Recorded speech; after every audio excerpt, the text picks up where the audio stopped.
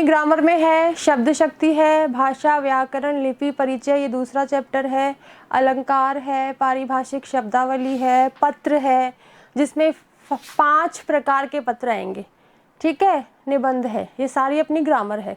तो ग्रामर का मैं फर्स्ट चैप्टर स्टार्ट कर रही हूँ, शब्द शक्ति। शब्द शक्ति किसे कहते हैं? शब्द शक्ति कहते हैं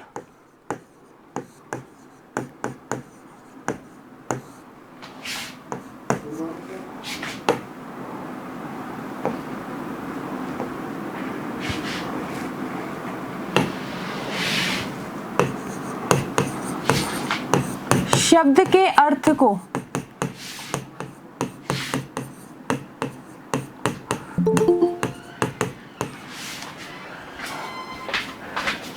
एक मिनट,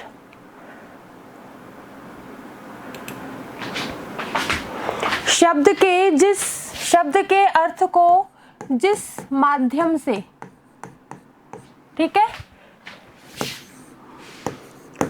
जिस माध्यम से ग्रहण किया जाता है,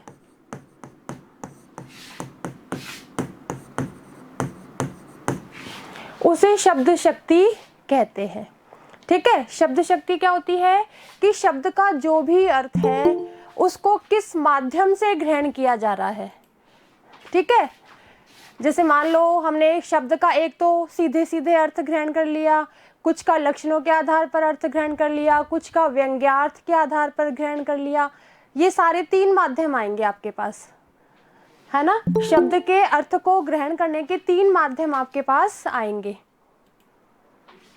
तो शब्द शक्ति में हम क्या पढ़ेंगे कि शब्द के अर्थ को जिस माध्यम से ग्रहण किया जाता है उसे हम शब्द शक्ति कहते हैं। अब जो काव्य शास्त्र के आचार्य हैं, काव्य शास्त्र के आचार्यों ने शब्द के 3 प्रकार बताए हैं। ठीक है, शब्द के 3 प्रकार बताए हैं।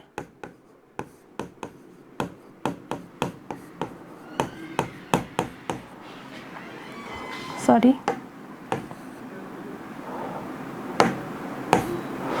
पहला है आपका वाचक शब्द। ठीक है, इसको हम वाच्यार्थ भी कहते हैं और मुख्यार्थ भी कहते हैं। आई बात समझ में?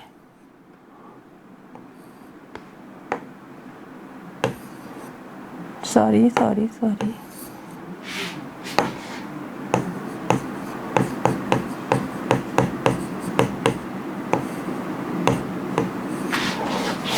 वाचक शब्द को हम वाच्यार्थ भी कहते हैं और मुख्यार्थ भी कहते हैं। मतलब मुख्यार्थ मतलब मुख्य अर्थ। ठीक है, यानी कि जहां पर मतलब जो वक्ता बोल रहा है, वक्ता मतलब जो बोलने वाला है, ठीक है, वक्ता के द्वारा बोले गए वाक्य का सीधा सीधा अर्थ ग्रहण करना वाचक शब्द या वाच्यार्थ या मुख्यार्थ, हम तीनों में से कुछ भी कह सकते हैं। ठीक है, तो इसके आगे हम लिखेंगे कि वक्ता द्वारा बोले गए वाक्य का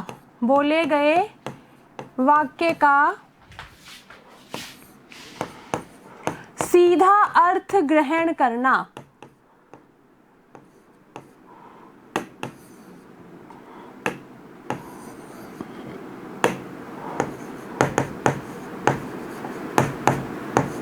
वाक्य का सीधा अर्थ ग्रहण करना। वाच्यार्थ किसे कहेंगे या मुख्यार्थ किसे कहेंगे? जहां पर वक्ता कोई भी वाक्य बोल रहा है उसका हम बिल्कुल एज इट इज अर्थ ग्रहण कर रहे हैं, मतलब सीधा सीधा अर्थ ग्रहण कर रहे हैं, उसको हम वाच्यार्थ बोलेंगे, मुख्यार्थ बोलेंगे या वाचक शब्द बोलेंगे। दूसरा है अपना लक्षक शब्द। ठीक है, इसको हम बोलेंगे लक्ष्यार्थ। यहां पर क्या होगा कि वक्ता द्वारा बोले गए वाक्य का लक्षणों के आधार पर, लक्षणों के आधार पर अर्थ ग्रहण करना।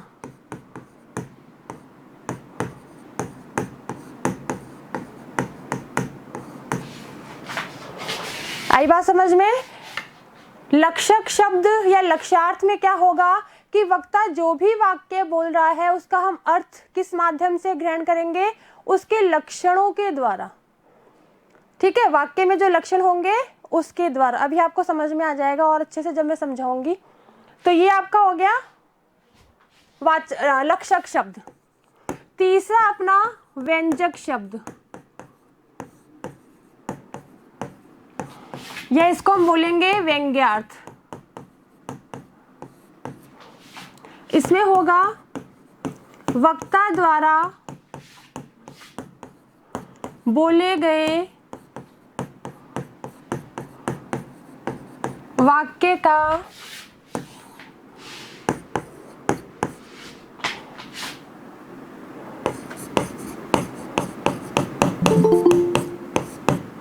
मुख्यार्थ व लक्ष्यार्थ। कौन है, कौन आया? वक्ता द्वारा बोले गए वाक्य का मुख्यार्थ व लक्ष्यार्थ को छोड़कर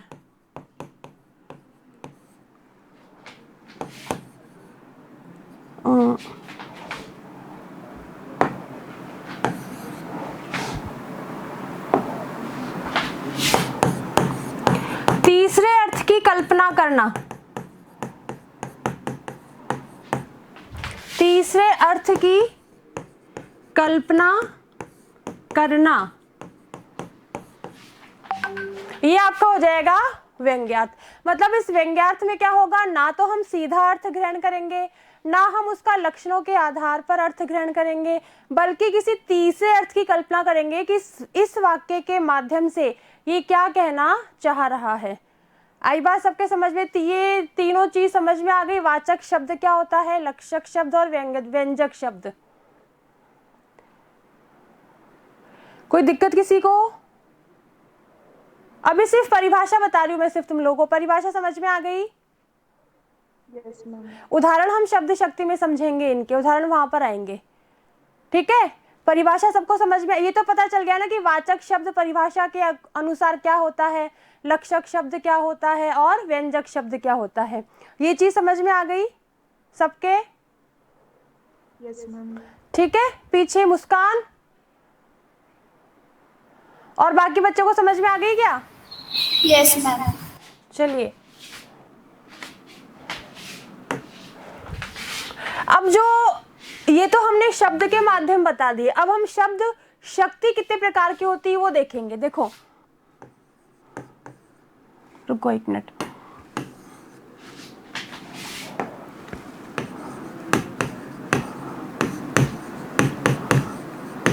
शब्द शक्ति, ठीक है, ये होती है आपकी 3 प्रकार की। फर्स्ट होती है अभिधा,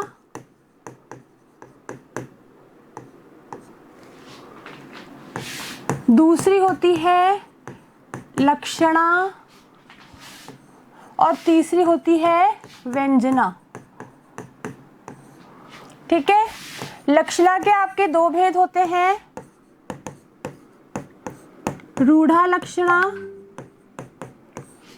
और दूसरी होती है प्रयोजनवती लक्षणा।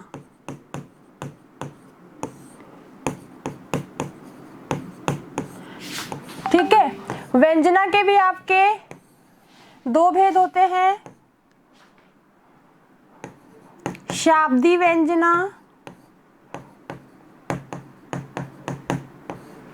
और दूसरा है आपका आर्थी व्यंजन, आर्थी व्यंजना।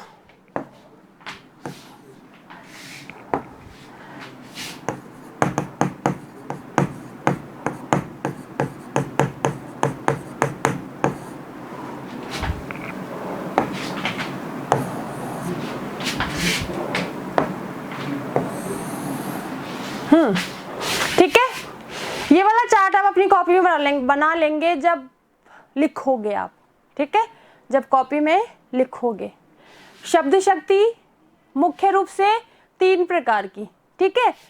लक्षणा शब्द शक्ति के भेद 2, रूढ़ा लक्षणा, प्रयोजनवती लक्षणा या प्रयोजना भी लिख सकते हैं, ठीक है। तीसरी शब्द शक्ति व्यंजना, जिसके 2 भेद, शाब्दी व्यंजना और आर्थी व्यंजना। अब हम पहले पढ़ेंगे अभिधा शब्द शक्ति।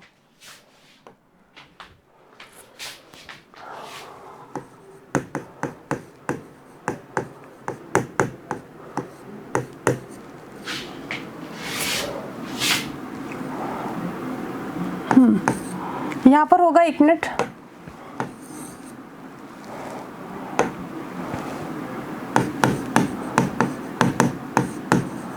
जिस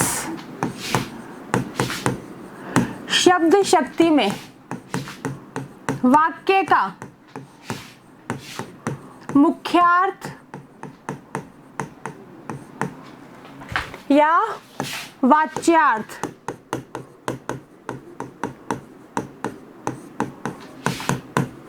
ग्रहण किया जाए उसे हम अभिधा शब्द शक्ति कहते हैं। इस शब्द शक्ति में क्या होगा, आप किसी भी वाक्य का मुख्यार्थ और वाच्यार्थ का मतलब एक ही है, ठीक है ना। हम मतलब उसका सीधा सीधा अर्थ ग्रहण कर लेंगे। जो वाक्य में कहा गया है उसके अलावा हम दूसरा तीसरा उसका अर्थ निकाल भी नहीं सकते हैं, ठीक है। जैसे मान लो मैंने उदाहरण दिया, बिल्ली भाग रही है,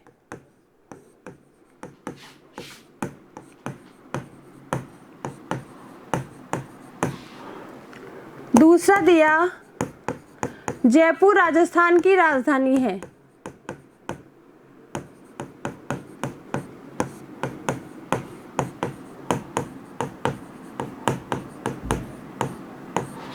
तीसरा मैंने दिया मान लो चमेली का पुष्प श्वेत व सुगंधित होता है, ठीक है। इस शब्द शक्ति में हम क्या करेंगे, अभिधा शब्द शक्ति में हम क्या करेंगे कि हमारे सामने वाक्य आ गया, बिल्ली भाग रही है। क्या आप लोग को इसका दूसरा अर्थ निकाल सकते हो?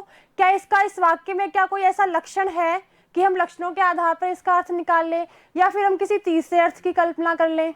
ऐसा क्या आपको इन तीनों वाक्यों में दिखाई दे रहा है, या फिर जो सिर्फ लिखा हुआ है वो ही समझ आ रहा है? जो लिखा हुआ वो ही समझ आ रहा है ना? Yes ma'am. है ना। हम ना तो दूसरा अर्थ निकाल सकते ना इसका तीसरा अर्थ निकाल सकते। दूसरा मतलब लक्षणों के आधार पर भी हम इसका अर्थ नहीं निकाल सकते, या फिर हम किसी तीसरे अर्थ की कल्पना भी नहीं कर सकते हैं, ठीक है। तो ये हमारी कौन सी शब्द शक्ति हो गई, अभिधा शब्द शक्ति, ठीक है। मतलब जहां पर कोई भी सामान्य वाक्य हो, आई बात समझ में, जहां पर कोई भी सामान्य वाक्य हो और उस सामान्य वाक्य में आपसे पूछा जाए कि इस वाक्य में कौन सी शब्द शक्ति है, ठीक है, तो आप पहचान लोगे कि ये अभिधा शब्द शक्ति है। आ गई बात सबके समझ में ये वाली? Yes ma'am. ठीक है, चलूं आगे। Yes ma'am. ठीक है,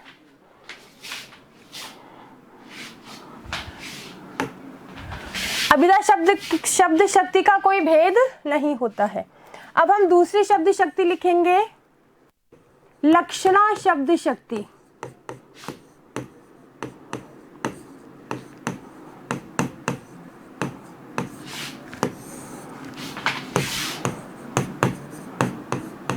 जहां वाच्यार्थ या मुख्यार्थ को न लेकर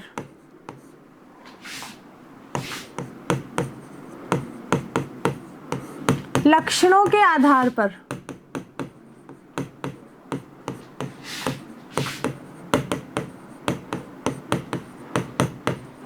अर्थ ग्रहण किया जाए,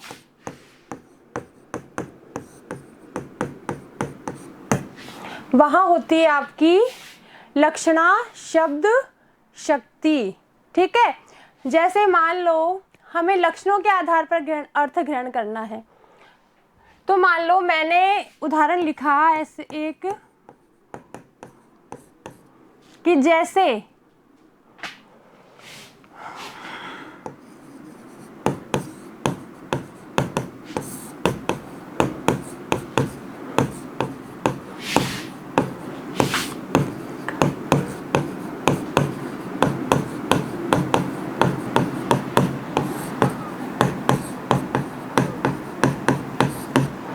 पुलिस को देखकर चोर चौकन्ना हो गया। ठीक है, तो यहाँ पर जो चौकन्ना शब्द है उसका अर्थ होता है चार कान।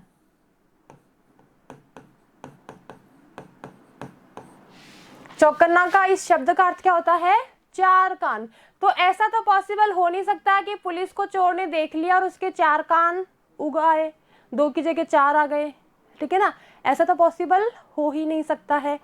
तो हमने इसका लक्षणों के आधार पर क्या अर्थ ग्रहण किया कि वो सचेत या सावधान हो गए। इसमें लक्षण हमें क्या दिखाई दे रहे उस चोर के कि वो सचेत हो गया या सावधान हो गया।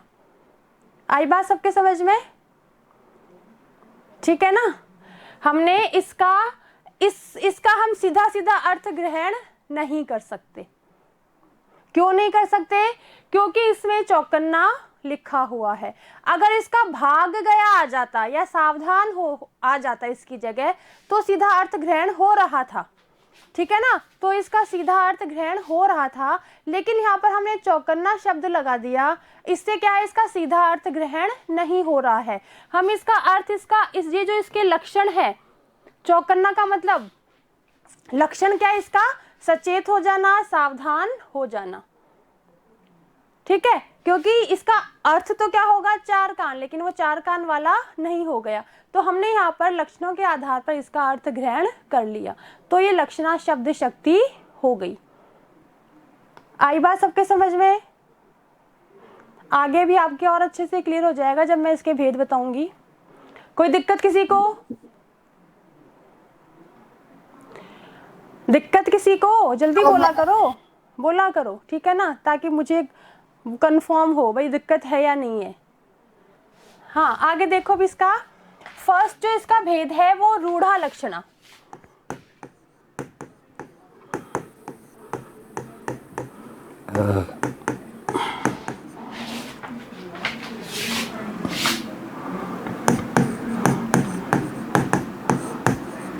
जिस वाक्य में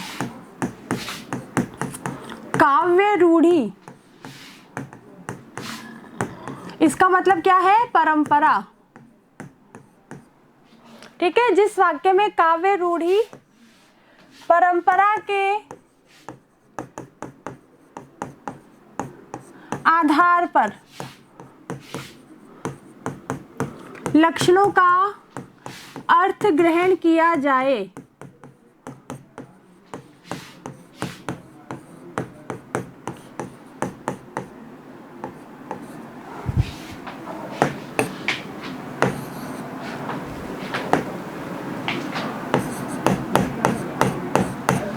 वहां पर होती है आपकी रूढ़ा लक्षणा। इसमें क्या होगा कि मतलब जो परंपरा से ऐसे वाक्य हैं जो शुरू से चले आ रहे हैं, उसकी एक परंपरा बन गई है। काव्य में भी परंपरा बन गई है, तो बोलने में भी परंपरा बन गई है। जैसे मान लो मैंने लिखा कि भारत जाग उठा। दूसरा लिखा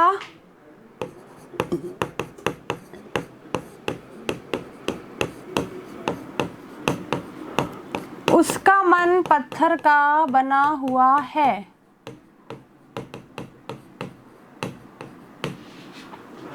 तीसरा उदाहरण है बड़े हरिश्चंद्र बनते हो।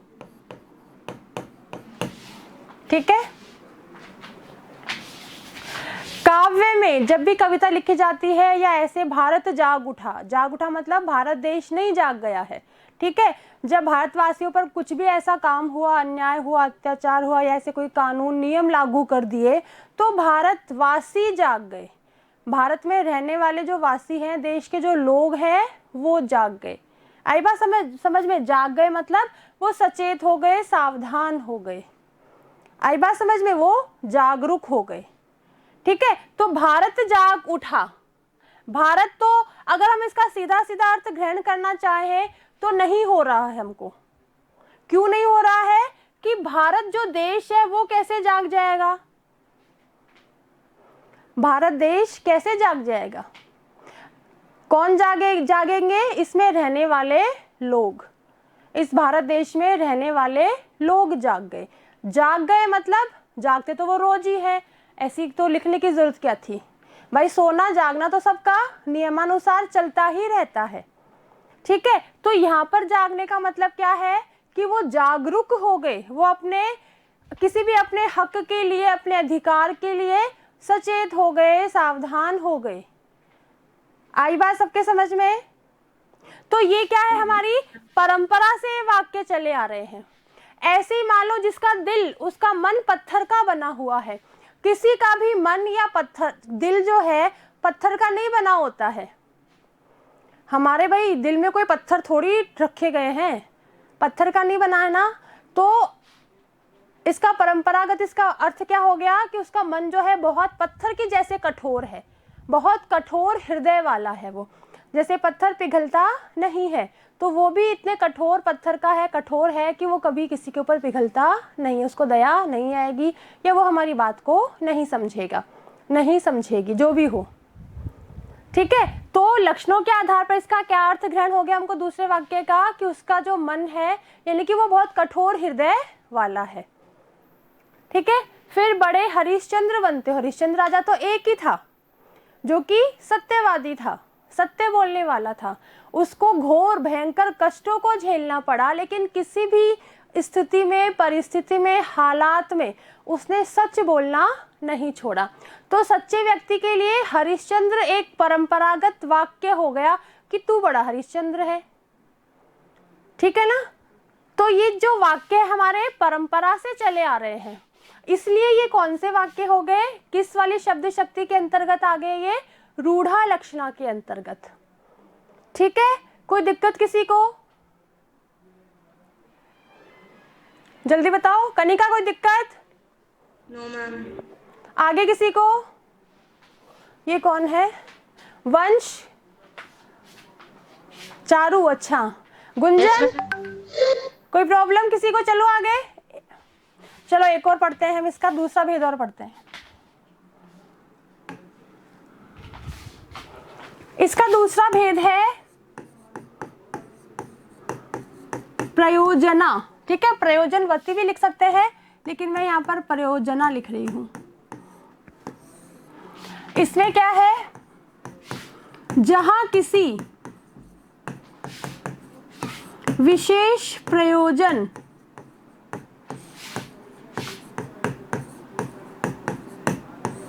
प्रयोजन का मतलब क्या है? उद्देश्य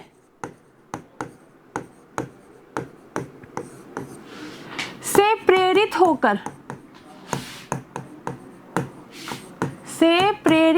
होकर लक्षणों के आधार पर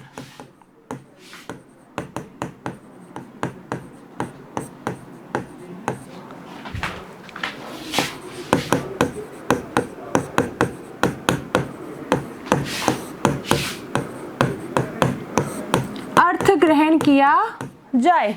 यहाँ पर प्रयोजन लक्षण का प्रयोग कब होता है? जब हम किसी विशेष प्रयोजन से, किसी विशेष उद्देश्य से प्रेरित होकर शब्दों का प्रयोग करते हैं और हम उसका अर्थ उस लक्षणों के माध्यम से, शब्द के लक्षणों के माध्यम से ग्रहण कर लेते हैं, ठीक है। जैसे मान लो मैंने लिखा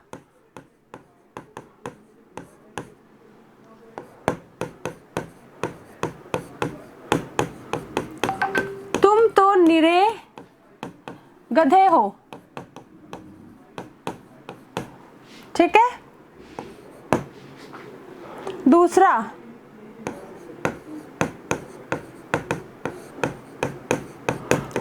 पड़ोस में जो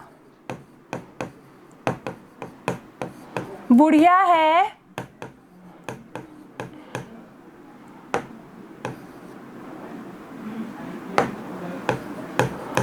शेरनी है।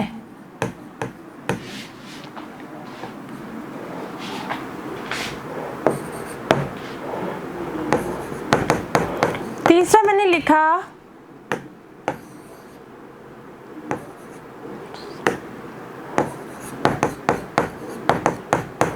आओ मेरे शेर।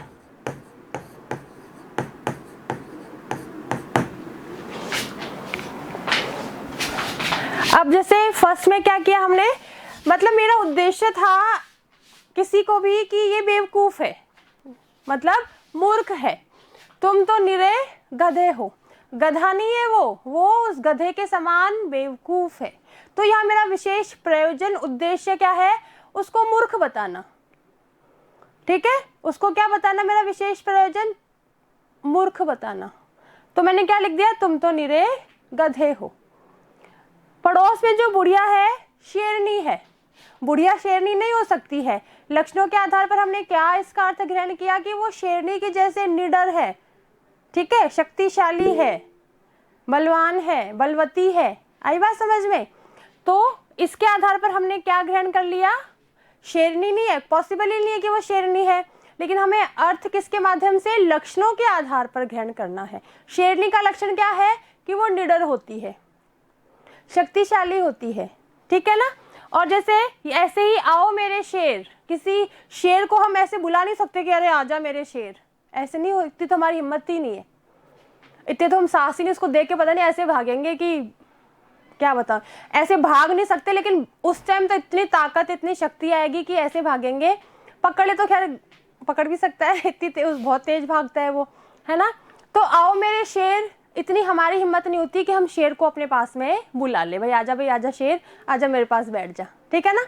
ऐसे हम नहीं बुला सकते हैं, लेकिन मेरा उद्देश्य क्या है, उसको शेर के समान लीडर बताना, बलवान बताना, शक्तिशाली बताना, ठीक है। तो हमने इसका अर्थ किस माध्यम से ग्रहण कर लिया, उसके लक्षणों के आधार पर। आई बात सबके समझ में? यहाँ मेरा क्या है, मेरा उद्देश्य उसको ऐसा बताना, उसको शेर बताना, उसको शेर जैसा बलशाली या निडर या निर्भीक बताना।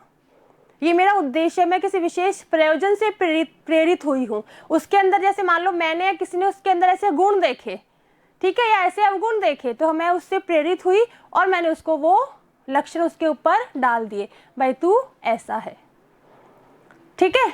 कोई दिक्कत किसी को? यहाँ तक दोनों शब्द शक्ति जो हमने पढ़ी उसमें किसी को कोई दिक्कत?